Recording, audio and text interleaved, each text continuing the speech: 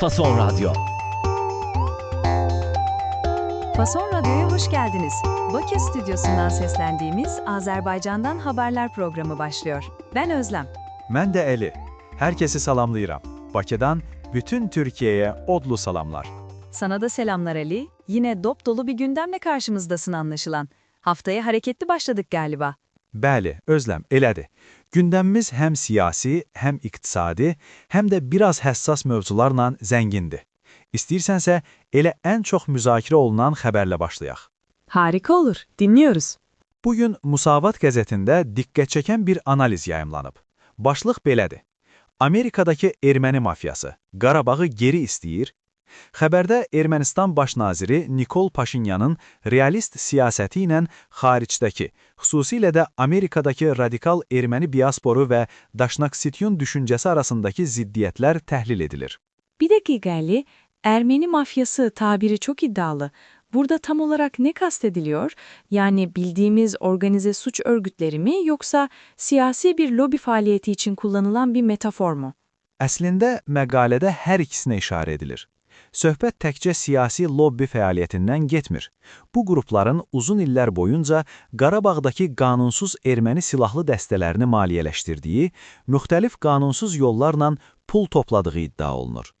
Paşinyanın Azərbaycanla sülh müqaviləsinə doğru getməsi, sərhədlərin delimitasiyası prosesi onların bölgədəki təsirini və bir növ gəlir mənbəyini ortadan qaldırır. Analizə görə onların revanşist, yəni intiqamçı mövqeyi birbaşa bu maraqların itirilməsi ilə bağlıdır. Revanşist, yani intikamcı. Anladım.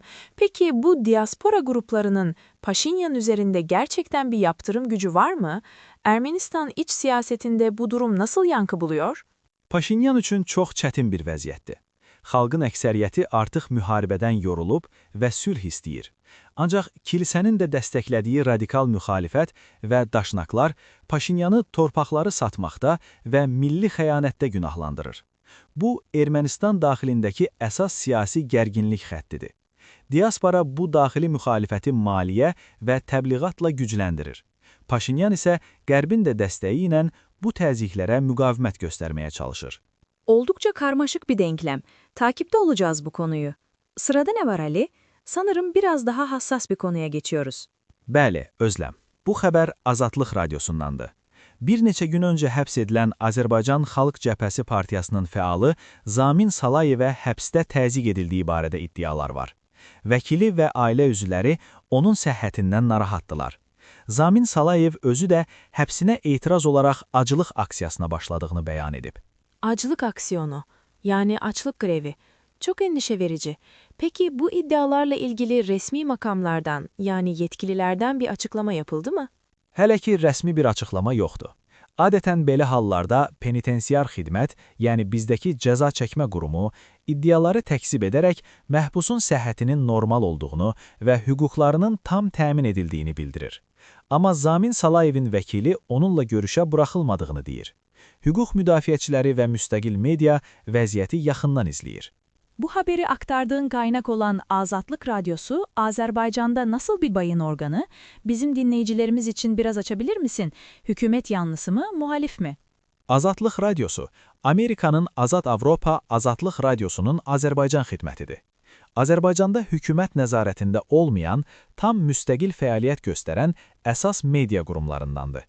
Meydan TV ilə birlikdə daha çox onlayn platformalarda fəaliyyət göstərirlər və çox vaxt hökumətin və rəsmi medianın toxunmadığı tənqidi mövzuları gündəmə gətirirlər. Buna görə də fəaliyyətləri zaman-zaman məhdudlaşdırılır. Anladım. Bu bilgi için teşekkürler. Şimdi biraz da yüzümüzü güldürecek, içimizi açacak bir habere geçelim mi? Bir başarı hikayesi var galiba. Əlbəttə olmaz mı? Azərbaycanlı alpinist İsrafil Aşurlu böyük bir uğura imza atıb. O, dünyanın ən hündür 14 zirvəsindən 9-uncusunu Nepalda yerləşən Annapurna 1 zirvəsini fəth edib. Vay canına, 9. zirve. Annapurna tırmanışı en tehlikeli dağlardan biri olarak biliniyor. İnanılmaz bir başarı. Yüksekliği ne kadardı? Bəli, çox təhlükəli və çətin bir zirvədir. Hündürlüyü 8091 metrdir. yürüşü çox çətin hava şəraitində reallaşdırıb. İsrafil Aşurlu bu uğuru ilə Azərbaycan bayrağını dünyanın ən yüksək nöqtələrindən birində daha dalğalandırıb. Onun hədəfi bütün 14 zirvəni fəth edərək bu missiyanı tamamlayan ilk Azərbaycanlı olmaqdır. Buna böyük dəbilqə proqramı deyirlər alpinizmdə. Gerçekten takdire şayan. Kendisini biz de buradan tebrik edelim. Peki biraz da ekonomiye bakalım mı? Petrol ve doğal gaz ülkesi olarak dünyadaki gelişmeler sizi yakından ilgilendiriyor. Tam üstünə bastın Özlem. Yaxın Şərqdə, xüsusilə Hörmüz boğazındakı gərginlik neft-qaz bazarına təzyiqi artırıb. Bugün neftin qiymətində cüzi artımlar müşahidə olunur. Bu vəziyyət birbaşa Azərbaycan kimi neft ixrac edən ölkələrə təsir edir. Evet, bu konu Türkiye'de de yakından takip ediliyor. Azerbaycan ekonomisi için petrol fiyatlarındaki dalgalanmalar ne anlama geliyor Ali? Fiyatların artması sizin için iyi bir şey mi sadece? Qısa müddətdə bəli, gəlirlərimizi artırır. Çünki dövlət büdcəsinin gəlirlərinin böyük bir hissəsi neft və qaz satışından formalaşır. Ancaq uzun müddətdə qlobal bazarda qeyri-sabitlik və gərginlik heç bir istehsalçı üçün arzulanan deyil. Həm də Hörmüz boğazı birbaşa bizim ixrac marşrutumuz olmasa da, dünya bazarındakı hər hansı bir böhran bütün təchizat zincirinə və qiymətlərə təsir edir. Bizim üçün əsas olan proqnozlaşdırıla bilər, sabit bir bazarın olmasıdır. Yani istikrar ani yükselen fiyattan daha önemli diyorsun. Anlaşıldı. Peki Ali, programı kapatmadan Bakü'de ve Azerbaycan genelinde yarına dair bir hava durumu alalım senden.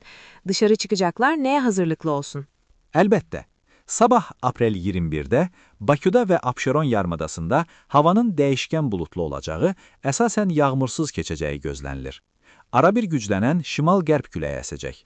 Havanın temperaturu gecə 10-13 dərəcə isti, gündüz isə 18-22 dərəcə isti olacaq. Azərbaycanın rayonlarında isə bəzi şimal və qərb bölgələrində şimşək çaxacağı, qısa müddətli yağmur yağacağı ehtimalı var.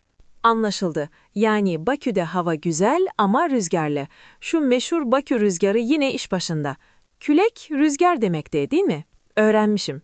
Bəli, tamamilə doğrudur. Bakı elə küləklər şəhəri deməkdir. Unutmaq olmaz. Ağzına sağlık Ali. Verdiğin değerli bilgiler için çok teşekkürler.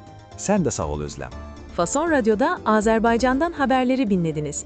Yarın yine aynı saatte buluşmak üzere. Hoşça kalın.